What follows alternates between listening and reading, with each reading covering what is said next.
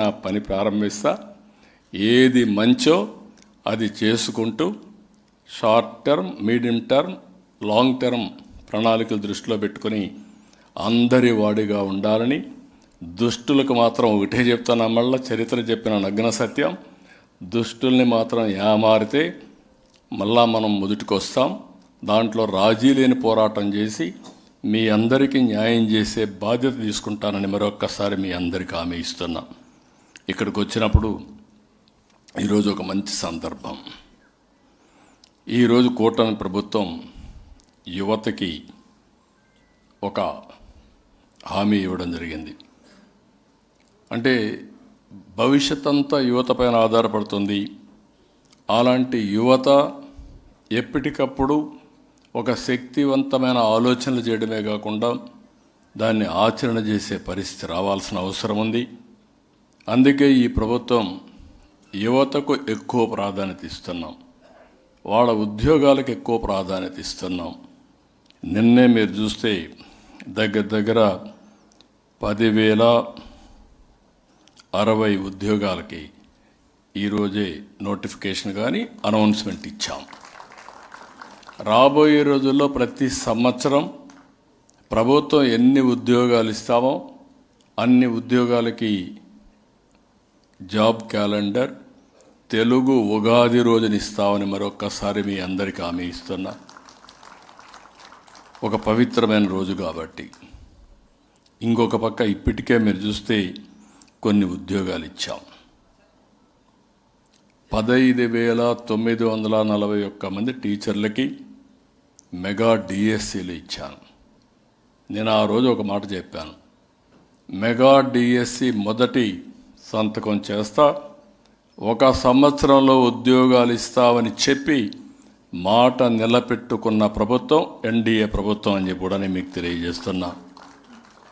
అదే మరి కానిస్టేబుల్స్ 5,757 ఇచ్చాం. మొత్తం ఇప్పటికీ 30,607 మందికి ఉద్యోగాలు ఇచ్చాం. ఇంకొక పక్కన ప్రైవేట్ రంగం.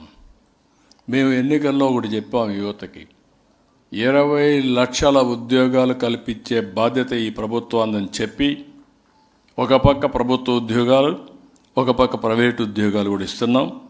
ఇప్పటి వరకు ప్రైవేటు ఉద్యోగాలు చూస్తే 6,28,000 మందికి ఉద్యోగాలు ఇచ్చిన ప్రభుత్వం ఎన్డీఏ ప్రభుత్వం అని చెప్పి కూడా నేను మీకు తెలియజేస్తున్నా. ఇందులో కూడా ఎంఎస్ఎంఈల ద్వారా 2,48,906 మందికి ఇచ్చాం.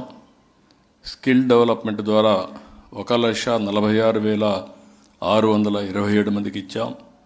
పరిశ్రమల రంగంలో 95,174 మందికి ఇచ్చాం. ఫుడ్ ప్రాసెసింగ్లో 64,034 మందికి ఇచ్చాం. ఐటీ అండ్ ఎలక్ట్రానిక్స్లో 13,866 మందికి ఇచ్చాం. పర్యాటక రంగంలో కూడా 5,028 మందికి ఇచ్చాం. ఇప్పుడు వచ్చే ఉద్యోగాల్లో కూడా మీరు చూస్తే ఈ 10,060లో ఉన్నత విద్యలో 1,500, గ్రూప్ 1లో 91, గ్రూప్ 2లో 750, హోంశాఖలో 2,778, ఇతర ఉద్యోగాలు 928 మందికి ఉద్యోగాలకు నోటిఫికేషన్ ఇస్తున్నాం. అదే మాదిరిగా పాఠశాల ఇంటర్ విద్యలో 3,004, ఇంజనీరింగ్ 503, ఇతర ఉద్యోగాలు ఒక 506 మందికి ఉద్యోగాలు ఇస్తారు. ఇవి కూడా చెప్పడమే కాదు, మే 15 నుంచి అక్టోబర్ 15 వరకు నోటిఫికేషన్స్ ఇచ్చి భర్తీ చేసే బాధ్యత కూడా ఈ ప్రభుత్వం తీసుకుంటుందని చెప్పి కూడా నేను మీకు తెలియజేస్తున్నా. నిన్నే చూస్తే ఒక రిపోర్ట్ వచ్చింది, ఇండియాలో కన్జ్యూమర్ జస్టిస్ కోసం ఏ రాష్ట్రంలో కన్జ్యూమర్స్కి అందరికీ న్యాయం జరుగుతూ ఉందంటే ఆంధ్రప్రదేశ్ నెంబర్ 1 అని చెప్పి ఇచ్చే పరిస్థితికి వచ్చారు. వినియోగదారులందరికీ న్యాయం జరగాలి. ఎవరికైనా గ్రీవెన్స్ ఉంటే ఆ గ్రీవెన్స్ని సక్రమంగా అడ్రస్ చేయాలి. నేను దానికి కూడా ఒక టైం బౌండ్ ప్రోగ్రాం పెట్టుకొని టెక్నాలజీ ద్వారా మానిటర్ చేస్తున్నాం.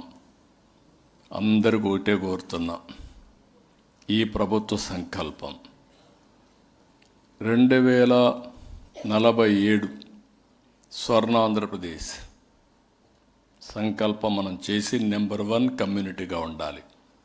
అది జరగాలంటే వెల్తీ, హెల్తీ, హ్యాపీ సొసైటీ, ఇది అందరూ కూడా పనిచేసే పరిస్థితి రావాలి. ఒక పాజిటివ్గా ఆలోచించాలి, ఆరోగ్యంగా ఉండాలి, ఆనందంగా ఉండాలి. డబ్బులు కూడా అవసరం. ఈ రెండు ఉండాలంటే మెరుగైన జీవన ప్రమాణాలకి దానిపైన కూడా శ్రద్ధ పెట్టాలి.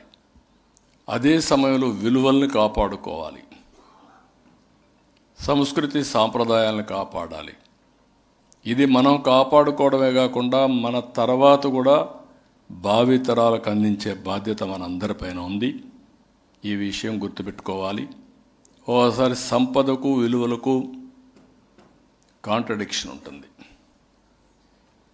సమస్యలు మనం ఒకసారి చూస్తాం. డబ్బులు వస్తే విచ్చలవిడితనం వస్తుంది, డబ్బులు వస్తే వ్యసనాలు వస్తాయి, వ్యసనాలు వచ్చిన వాళ్ళు పతనం అవుతారు. ఈ విషయం కూడా మనం గుర్తుపెట్టుకోవాల్సిన అవసరం ఉంది. డబ్బుల్ని సద్వినియోగం చేయాలి తప్ప భగవంతుడిచ్చిన సంపదని దుర్వినియోగం చేయడమో, వ్యసనాల పాలిట బలైపోవడమో ఇది మంచిది కాదని చెప్పి మీకు తెలియజేస్తున్నా. అందుకే గట్టిగా మాట్లాడాలి.